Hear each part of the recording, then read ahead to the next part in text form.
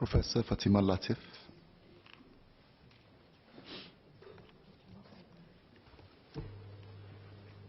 Mr. Speaker, in Malay, please. The mindset and progress of the community towards the model global Malay community. Minda menentukan segalanya. Minda bagai jentera motivasi kita. Minda boleh menjamin pasang surut serta turun naiknya seseorang. Minda ada kena-mengena dengan cara kita membentuk kehidupan kita, perjalanan kita dan keluarga dengan berwawasan. Perubahan minda boleh merubah hidup anda. Tahun ini, Singapura menyambut tahun ke-200 kita sejak Sir Stamford Raffles menjejakkan kaki di kepulauan ini dan 54 tahun sejak merdeka. Bagaimanakah status dan prestasi masyarakat Melayu Islam kita? Apakah garis ukur pencapaian kita selama ini? Tahun demi tahun, berbagai program-program diadakan, polisi-polisi baru dibentuk, skim-skim progresif dan kompetitif dikeluarkan oleh pemerintah dan badan-badan bantu diri serta organisasi-organisasi lain. Dalam latar belakang ini, prinsip meritokrasi, kerja keras, bergotong royong, sesama kaum dan juga antara silang agama sentiasa ditekankan. Ini semua merupakan batu-batu loncatan peluang untuk memperbaiki dan meningkatkan diri kita dan keluarga kita. Walaupun masyarakat minoriti, kemahuan kita untuk mencapai kemajuan dan kecemerlangan kuat. Ekspektasi generasi muda, generasi milenial dan cucu cicit kita akan terus meningkat. Itulah keunikan Singapura. Setiap generasi menjadi lebih baik, lebih berjaya, lebih terpelajar, lebih global dan kita tidak boleh berpusing ke belakang lagi. Untuk menentukan teras masa hadapan, kita dan generasi akan datang mesti terus tekun, kongsi visi bersama, berkolaborasi dan mempunyai minda yang luas dan progresif. Berpandangan ke hadapan sambil menerokai dunia baru, the new world order, serta lanskap ekonomi yang baru dengan strategi-strategi yang baru. Dalam bidang pelajaran, kita harus terus memupuk sikap cintakan belajar di setiap tahap, dalam setiap orang. Ini termasuk pembelajaran sepanjang hayat. Bagi pekerja-pekerja kita, pembelajaran ini merangkumi peningkatan skill-skill, kebolehan dan kualifikasi. Janganlah kita jenuh mencari ilmu, meluaskan minda dan meningkatkan diri. Sekarang ini kita sudah mulai berganjak dari kualifikasi akademik sahaja dan kebolehan-kebolehan dalam bidang-bidang lain diperluas. Ini memberi suatu wadah yang baik untuk masyarakat Melayu Islam kita mendekatkan lagi jurang dan menjadi lebih setanding dengan masyarakat lain. Ini juga bermakna kriteria-kriteria bantuan pelajaran dan kriteria yang menggunakan garis ukur akademik sahaja harus disemak semula dan diperbaharui. Secara purata, pemerintah memberi hampir 90% subsidi untuk setiap pelajar di peringkat sekolah rendah dan sekolah menengah. Dan bagi mereka dari keluarga yang berpendapatan rendah pula, subsidi ini lebih daripada 90%. Itulah penekanan yang diberi kepada pelajaran. Sebab kita tahu hanya pelajaranlah fakta yang boleh membuatkan kita menaikkan martabat dan kedudukan sesuatu keluarga itu. As they say, education is the greatest equalizer. Dalam isu kesihatan pula, pada tahun-tahun awal Singapura, kita menghadapi cabaran malnutrisi dan penyakit-penyakit berjangkit. Sekarang, masyarakat Melayu Islam kita bertarung dengan penyakit-penyakit kronik seperti kencing manis dan darah tinggi. Dan kadar komplikasi dan risiko memang tinggi. Kini, cabaran penuaan pula menjadi ketara. Bagaimanakah kita boleh merancang penuaan yang berjaya dan selesa untuk diri kita dan anggota keluarga kita? Memang budaya dan personality ada kena-mengena dengan persepsi penuaan seseorang. Suatu survey Singapura telah mendapati bahawa fakta-fakta yang penting di zaman tua adalah kesihatan yang baik, keupayaan keuangan, gaya hidup sihat serta sokongan sosial yang padat. Dan fakta agama juga penting. Tetapi yang paling penting ialah persiapan dan perancangan untuk hari tua kita, bermula ketika kita dari zaman muda lagi. Yang penting, harus ada rumah untuk tinggal, wang perbelanjaan yang cukup, insurans kesihatan, keluarga yang saling menyokong dan menyayangi anda, dan minda yang tenang dan selesa mempraktikkan ciri-ciri kehidupan dan keagamaan kita. Tentang belia pula, jumlah belia yang belajar ke tahap post-secondary dan yang dapat belajar di universiti kini meningkat. Jumlah pekerja dalam kategori PMAT juga semakin naik. Jumlah usahawan yang mengembangkan sayap secara global juga naik. Bagi pemilik-pemilik SME, kita berbagai bantuan dan skim-skim diperuntukkan untuk perkembangan bisnes serta otomasi. Dalam belanjawan ini, $100 juta diperuntukkan untuk perniagaan, dinaik taraf dan dipertingkat. Bagi kaum asatiza kita pula, mereka kini kian bertauliah dan ramai yang berkelulusan dari institusi-institusi Islam yang terkenal, dan ini termasuk Al-Azhar. Kini kita ada akses kepada perkembangan di dunia dan boleh meraih impak yang positif dari ini. Kita hidup dalam negara yang sekular, yang mempunyai kepelbagaian agama. Kita secara awam hidup bebas dan tidak ditindas di Singapura ini. Kita dapat menjalankan aktiviti keagamaan kita dengan selesa. Di Singapura ini ada agak 70 buah masjid yang tersergam indah dan kemudahan-kemudahannya moden. Pihak MUIS juga sentiasa ada untuk memberi cadangan dan advisory serta fatwa-fatwa untuk kita ikuti.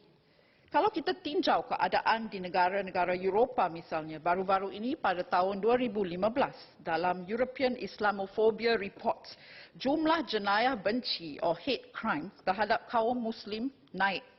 Di Amerika Syarikat, 10 negara ataupun state ada akta-akta or legislating bills yang anti-Islam dan mempromosikan Muslim-free businesses.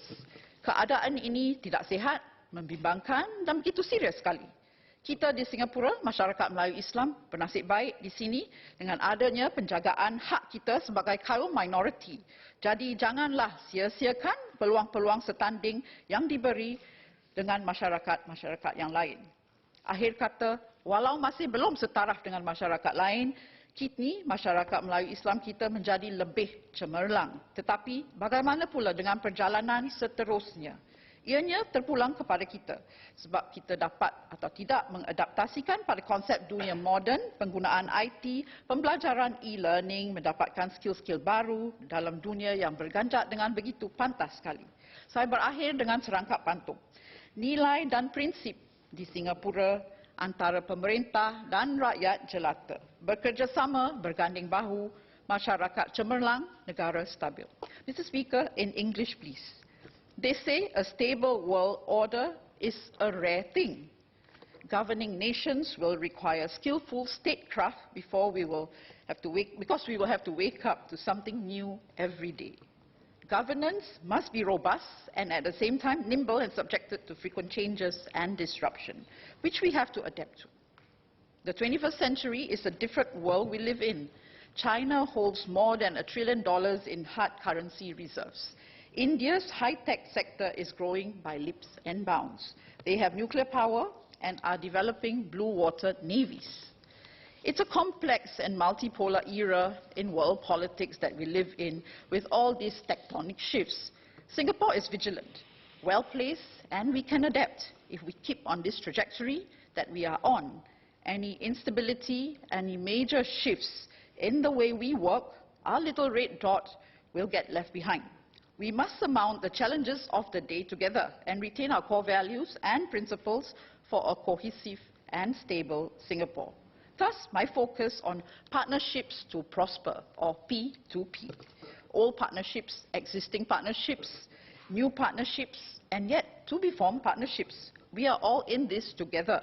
Only through deepening our partnerships, understanding and collaboration can we have a better grasp of issues, things and phenomena.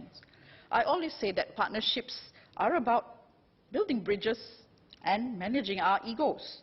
It's about respect, honesty and cross-cultural understanding. These include partnerships and collaborations at the global level with foreign affairs. How we collaborate and befriend other nations is critical, but it must all work in a rules-based world order. Our principle must prevail and Singapore's interests must prevail. The same goes for our regional partnerships. For example, at the ASEAN level, Singapore is looked to as a model Asian society, and we must strive to demonstrate and model this. Singapore relies also on foreign workforce and new immigrants. These partnerships with them must be two-way, for them to understand us and for us them. Our own global platform for deepening our learning process is also deepened through our interaction and work with these people. Now, on diplomacy and defense, as mentioned by the Finance Minister, these two needs formation of partnerships. Our interaction and relationship with nations and neighbors are just as crucial as building up our SAF. Ask any business person and they will also tell you that good partnerships and communications are the basic fundamentals of joint ventures, business networks and economic collaborations. At the community level, with grounds-up initiatives, partnerships can make the difference as well. In my constituency, for example, under the framework of We Care at Geylang Serai, with over 100 partners, we focus on a variety of areas of help, be it education, support in kind, friendships and befriending, collaborations, healthcare, etc. The partnerships are deepened over the years. We see the growth and the nurturing. We see the positive CSR by many organizations and companies. We also see the help and support evolve and change according to needs of the times. These are all examples of useful and meaningful partnerships, and they are also customized partnerships. They have to stay relevant, and they have to be relevant in the world of not just today, but also moving forwards to tomorrow. Thus, there is also one more partnership that I just want to mention, which is the disruption in partnerships. Partnerships are indeed an invitation to engage, and engagements are critical in the formation of meaningful networks. With disruption and transformation in our partnerships, the impact is certainly wider, greater and deeper. Disruption is already affecting our local and global relations.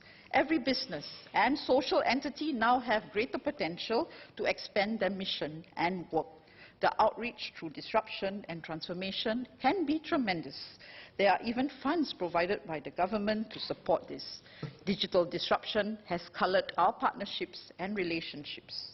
Even our VWOs and NGOs are forming partnerships with clients, supporters and sponsors through disruption and disruptive techniques. For example, counseling can even now be done through video conferencing and through electronic partnership portals. Of course, a word of caution is on the maintenance of confidentiality on such platforms. Sir, Budget 2019 follows on as a continuity plan from the last few budgets. Genuine and deep partnerships will certainly help us as we execute the proposals of Budget 2019. My views are that national budgets do not just represent the governments handing out to the population unilaterally. It's about the partnership between the people and the government. It's about how people understand the budget and tap on the schemes and programs. And that's where we come in as well, where we have to do simplified explanation, because there's really a lot of sophistication in simplicity. It's also about how specific groups utilize the resources made available through the budget. It's thus important to have a proper and deep understanding of why each scheme and each subsidy is proposed, and not be swayed by superficial, emotional interpretations of the budget. Finally, sir, if everyone is working and moving forwards together, we can do so much more, and we can succeed together, and then success will take place itself and things will all fall in place. I support Budget 2019.